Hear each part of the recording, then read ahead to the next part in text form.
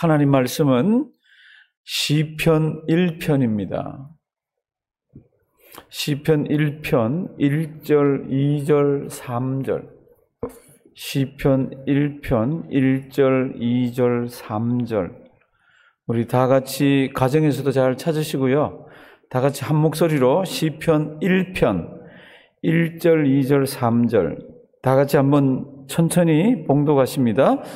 복 있는 사람은 악인의 궤를 쫓지 아니하며 죄인의 길에 서지 아니하며 오만한 자의 자리에 앉지 아니하고 오직 여호와의 율법을 즐거워하여 그 율법을 주야로 묵상하는 자로다. 저는 시냇가에 심은 나무가 시절을 좇아 과실을 맺으며 그 잎사귀가 마르지 아니함 같으니 그 행사가 다 형통하리로다. 아멘. 시편은 150편으로 되어 있습니다. 그 중에 제 1편은 제일 처음 나오는 거니까 1편인데 어떻게 보면 시편의 주제와 같습니다. 그리고 시편 150편은 어떻게 보면 시편의 결론과 같습니다. 그래서 시편 1편을 보시면 두 종류의 사람이 나오고요. 시편 1편을 보시면은 두 길이 있고 1편을 보시면 두 운명이 있습니다. 이제 그렇게 얘기하고 시편 150편을 가면은 다른 시편에 없는 할렐루야라는 말이 그 짧은 시 속에 열 몇 번이나 나옵니다. 시편 150편은 6절까지 있어요. 6절까지 있는 그 속에 할렐루야가 13번인가 이렇게 나옵니다. 그러니까 우리가 어떻게 살아야 합니까? 지금 두 종류의 사람, 두 가지 길, 두 운명이 가운데서 우리가 취해야 되는 건 딱 하나죠. 그렇죠? 그게 이제 시편 1편에 나오고 그렇게 살면서 우리 죽을 때까지 어떻게 해야 됩니까? 어떻게 해요? 할렐루야! 주님을 찬양하면서 살아야 합니다. 이게 시편 전체의 내용이에요. 시편은 다른 성경하고 다르게 우리 살아가는 모든 생활에 모든 영역이 다 기록되어 있습니다. 보통 시는 나무 아니면 태양 아니면 달 아니면 바다, 바람 이런 것들을 그리는 게 많은데 시편은 거의 다 사람에 관한 이야기입니다. 사람. 하나님을 섬기는 사람이 너무너무 괴로워서 몸부림치면서 때로는 너무 즐거워서 펄쩍펄쩍 뛰면서 이런 내용들이 이 속에 이렇게 들어 있습니다. 그리고 시편은 가장 큰 두드러진 특징 중에 하나가 찬송시입니다. 기도시, 찬송시.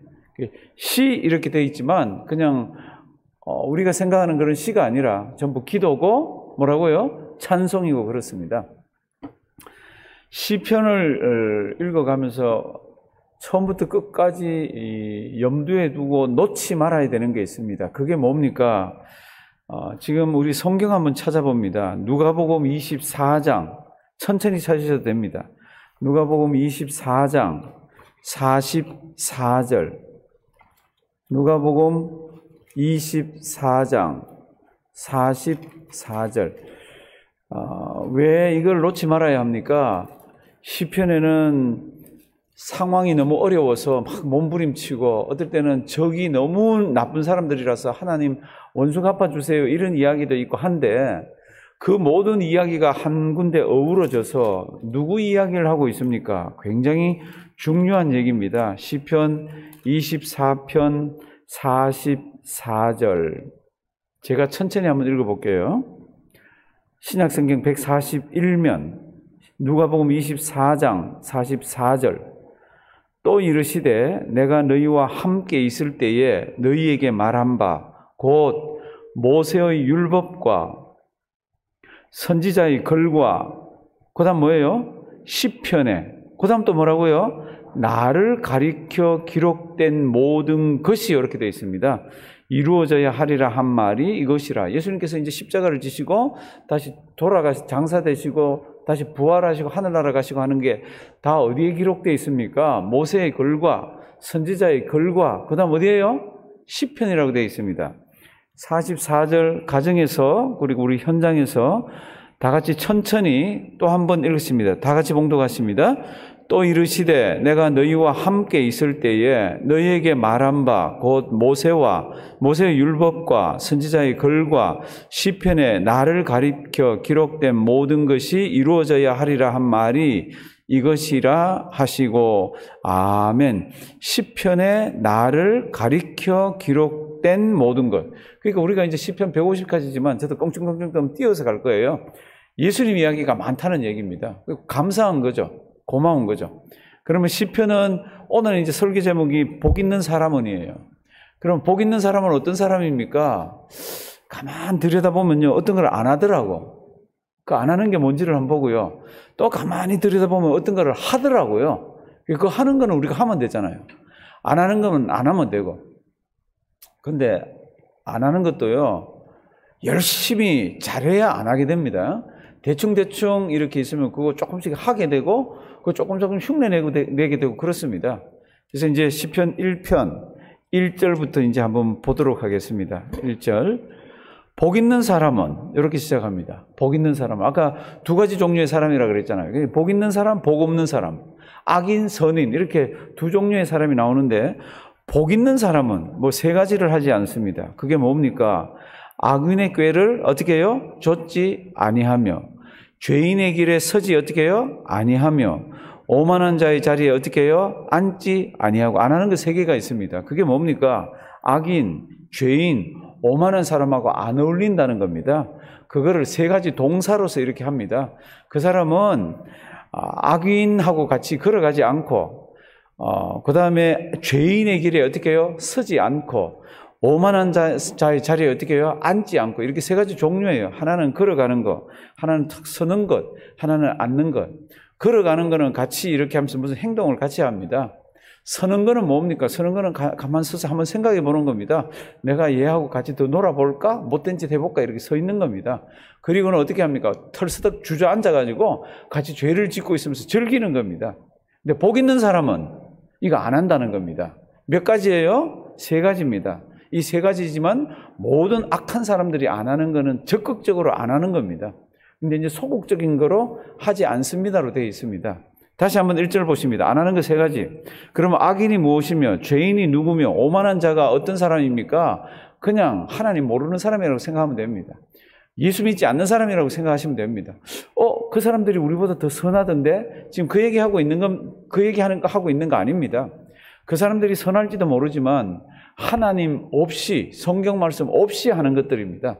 근데 하나님의 백성들은 그런 것조차도 하지 않으면서 그들이 하는 선한 일을 우리도 하는데 우리는 어떤 겁니까? 주님 말씀 안에서 예수 그리스도를 붙들고 이게 다른 겁니다. 그래서 1절 복 있는 사람은 악인의 꾀를 좇지 아니하며 죄인의 길에 서지 아니하며 오만한 자의 자리에 앉지 어떻게 해요? 아니하고. 성도님들 안 하는 거 많아도 괜찮습니다. 목사님 그거 안 하면 무슨 재미로 삽니까? 저 그런 사람 많이 만났습니다. 그거 안 하면 무슨 재미로 삽니까? 성도님들 그 사람은 다른 재미를 모르는 사람이라. 아주 오래전에요.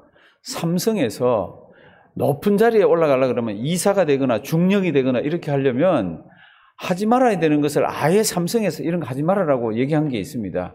그게 뭔지 아세요? 제가 삼성의 이사가 아니라서 이걸 쳐다봐야 되겠습니다. 주식하지 말아라. 자기들도 주식을 발행을 하면서 주식하지 말아라. 왜냐하면 주식을 하면요, 맨날 컴퓨터 보고 맨날 숫자 보고요, 맨날 어떻게 돌아가는지 그게 마음이 온통 다 가 있습니다. 희한한 겁니다. 그 다음에 운동 중에 뭐 하지 마라? 사람 마음을 홀딱 뺏어가는 게 있습니다. 그게 뭐예요? 골프입니다. 탁구 아니에요. 탁구는 조금 치다가 딴 거 하면요. 제가 주변에서 골프하면서 사업을 말아먹은 사람, 골프하면서 교회를 말아먹은 사람들을 제가 많이 봤습니다. 그만큼 사람을 홀딱 뺏어가는 겁니다. 그래서 삼성이 그걸 알아요. 회사에 전념해야지 그렇게 주식을 하거나 그렇게 골프를 하거나 그 다음 또 사람 마음을 홀딱 뺏어가는 게 있습니다. 삼성의 임원들은 주로 남자들입니다. 그리고 여자 조심하라고. 여자도 한번 잘못 이렇게 마음이 한번 혹하게 되면 홀딱 뺏어가잖아요. 가정까지 다, 자녀까지. 그 다음 또 하나가 도박하지 말라는 겁니다. 그러면 그런 거 안 하면 무슨 재미로 살아요? 뭐 이럴지 모릅니다. 성도 여러분들, 삼성의 이사가 되고 삼성의 중령이 되면요, 그런 거 안 해도요, 삼성에서 주는 게 엄청나게 많습니다. 그러니까 다른 목표가 있으면요, 이거 싹 안 하게 됩니다. 그러니까 성도 여러분들, 성경이 우리에게 지금 이런 거 하지 마라, 하지 마라, 하지 마라 그럴 때 그러면 무슨 재미로? 어떻게? 근데 사랑하시는 성도들도 사람 마음은요, 이런 거 안 하고 하면서 비워놓을 수는 없습니다. 여기를 채워 넣어야 됩니다. 예수님께서도 성경 말씀을 보면은 어떤 여자가 귀신 들렸는데 싹 다 쫓아내주고 마음을 깨끗하게 비워놓았다. 그런 건 어떻게 해야 되죠? 이걸 채워야 됩니다. 다른 거로. 채우지 않고 비워놨더니까 그 다음 성경 뭐라고 그랬어요? 다른 더 많은 귀신들을 데려와가지고 그 속에 들어간다 그럽니다. 이게 사람은 안 하고 못하고 이러면서 다 비워내면은 그걸 채워넣어야 됩니다. 그 채워넣어야 되는 게 뭡니까? 복 있는 사람은 그걸 알더라고요. 그래서 2절입니다. 1절은 안 한다. 참 하나님 모르는 사람들이 하는 그런 건 안 한다고 돼 있는데 2절 오직 여호와의 율법을 어떻게 합니까? 즐거워하여. 이게 너무 중요한 단어입니다. 이건 적극적으로 즐거워해야 되는 겁니다.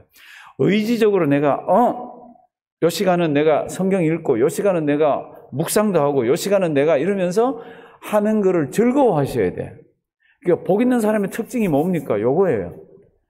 안 하는 것까지는 다 할 수 있어요. 예수 믿으니까 양심이 걸리니까 예수 믿으니까 하지 마라 그러니까 이렇게 해서 하려면 찜찜하고 해서 안 할 수는 있어요.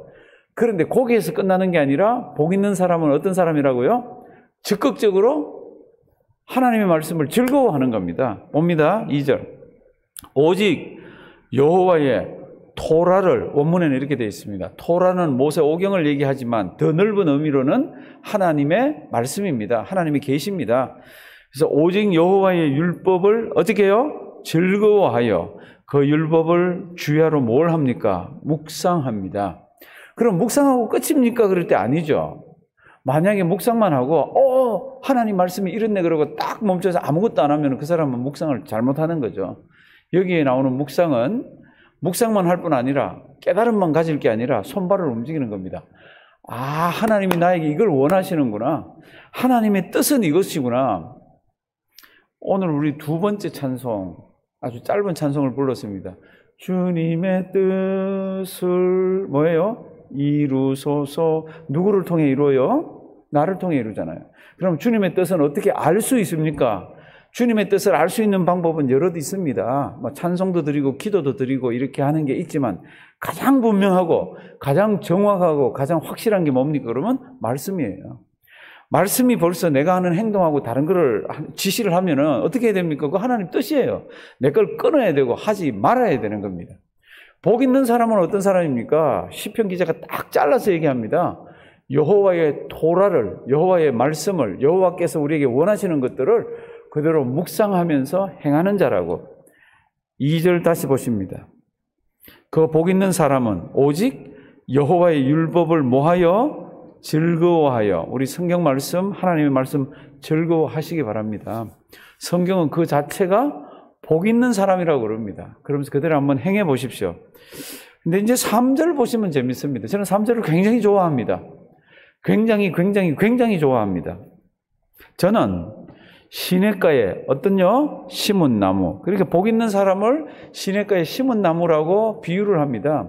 근데 성도 여러분들 이거 이제 그냥 읽으시면 안 되는 게 저는 시냇가에 심은 나무라고 되어 있죠. 이게 원래 뜻은 뭐냐면은 저는 시냇가에 심기운 나무입니다. 과거 분사로 되어 있습니다. 과거 분사는 내가 하고 싶다고 된 게 아니라 능동이 아니라 수동이죠. 그러니까 우리가 나무로서 심어져 있을 때는 이거 와일드 추리가 아닙니다. 저절로 자라는 게 아니에요. 저절로 시냇가에 심겨진 게 아니에요. 저는 시냇가에 심기운 나무입니다. 심은 나무라고 되어 있는데 저는 시냇가에 심기운 나무입니다. 누가 심었습니까? 하나님이 심었죠. 우리 주님이 예수 믿는다는 그 믿음 하나 보시고 너 일로 와. 그렇게 해서 나무를 어디에 심었습니까? 시냇가에다 확 심어 놓은 겁니다. 너 지금은 이게 무슨 뜻인지 모르지만 한번 살아봐. 그럼 시냇가에 심겼다는 게 어떤 건지 알 수 있을 거야. 성도님들 미국에 나가보시면 나무가 온 천지를 다 덮고 있잖아요. 나무 어디에 있습니까? 제일 예쁜 것들은 정원에 있는 것들이고 또 예쁜 것들은 가로수고 또 예쁜 것들은 산 꼭대기에 소나무처럼 하나 쫙 이렇게 잘 있는 게 정말로 예쁩니다. 그리고는 어떤 나무가 있습니까? 시냇가에 심겨온 나무도 있습니다. 보통 때는 전혀 표가 안 납니다.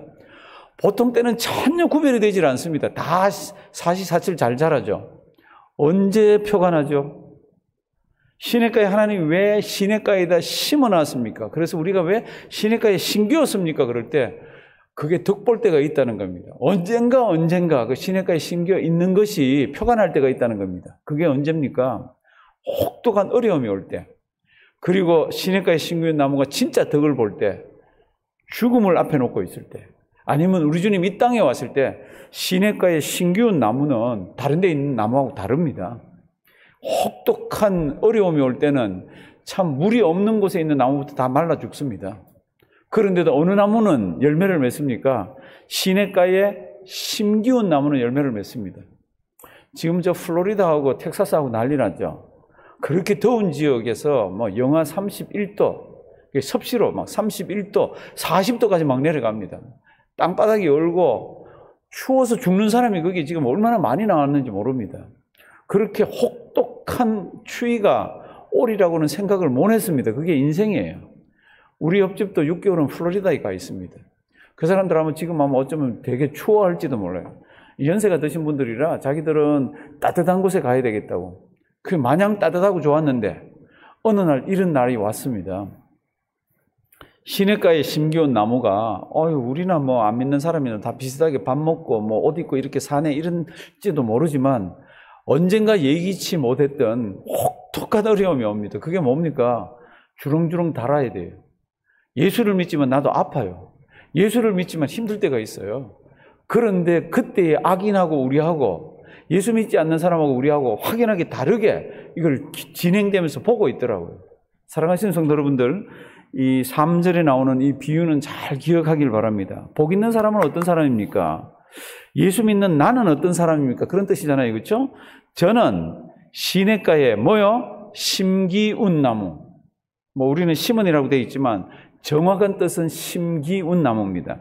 하나님께서, 주님께서 심어놨습니다. 저는 시냇가에 심기운 나무처럼 나무가 시절을 좇아 과실을 맺으며 그 잎사귀가 마르지 아니함 같으니, 이 말은 뭐 뒤에 쓸 필요도 없는 거죠. 시냇가에 심겨 있는데 어떤 일이 있더라도 뭐 사시사철 다 푸르고 열매를 맺잖아요. 그래서 3절 뒷부분, 그것을 무엇이라고 표현을 했습니까? 그 하는 일마다 그 행사가 다 뭐예요? 형통하리로다. 저는 우리 성도님들이 이런 형통함을 좀 맛보면 좋겠어요. 이 형통의 맛봄의 시작은 무엇부터입니까? 오직 여호와의 율법을 어떻게 해요? 즐거워하여. 그러니까 하나님의 말씀을 깊이 묵상하고 읽고 묵상하고 그대로 행하면서 세상에서 하는 거 안 하는 것보다도 더 즐거움이 있네. 성도님들, 제가 이제 책들도 보고 아니면 요즘은 또 여러 가지 뉴스들도 있고 이렇게 해서 보니까 한국에 뭐 우리도 다 부족하고 이상하고 죄인들이지만 한국에 있는 중년들의 한 30% 40%가 다른 친구들이 있대. 가정을 가지고 있는. 이게 말이 돼요? 우리 이해가 안 되는 이야기입니다. 이해가 안 되는. 그러면 그 사람들 왜 그렇게 합니까? 그러면 그 재미가 있어서 하는 거지. 재미없으면 그거 왜 해요?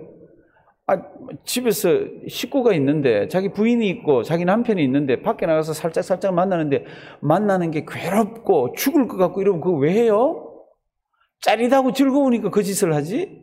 근데 그게 뭐예요? 30% 40%가 있대. 이게 참 저는 이해가 안 가는 거 있잖아요.